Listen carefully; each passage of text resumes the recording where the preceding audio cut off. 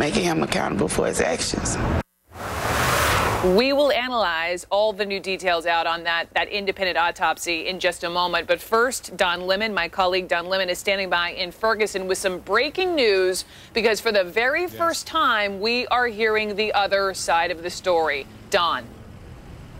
Absolutely. Over the weekend, it came to my producer's knowledge that there was a radio interview out there, allegedly with a friend of the officer, Darren Wilson.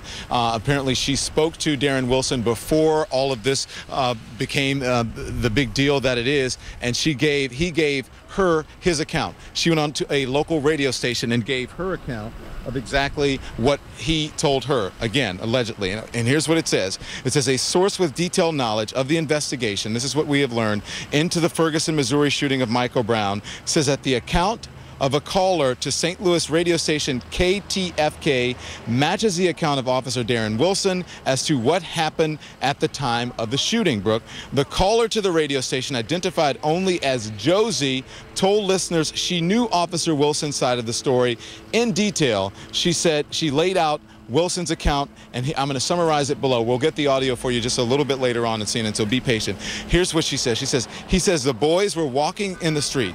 He rolled the window down and told them to get out of the street. He may have called for backup when he pulled over.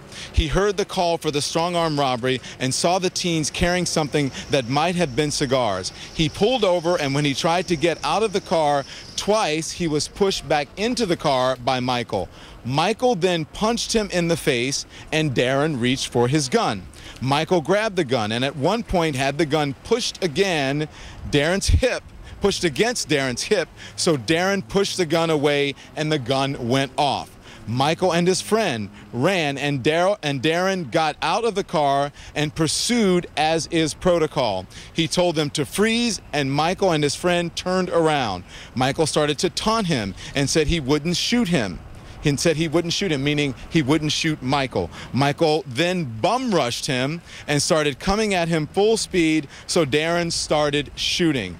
She said that Darren really thinks he was on something. He said the final shot was in the forehead and he fell 2 or 3 feet in front of the officer. Now, the source with detailed knowledge of the investigation into the shooting told CNN that this account is accurate. The source declined to add any more detail, and again, we are going to have the audio of this radio interview coming up here on CNN, but here's the bottom line. I want to read this again. The caller into the radio station, into KTFK, says that the officer here, Darren Wilson, gave her the account. She gave the radio station the account. A source with detailed knowledge of the investigation into the Ferguson, Missouri shooting of Michael Brown says that the account of a caller to St. Louis radio station KTFK matches the account of Officer Darren Wilson as to what happened at the time of the shooting. The caller to the radio station, identified Brooke only as Josie, told listeners she knew Officer Wilson's side of the story.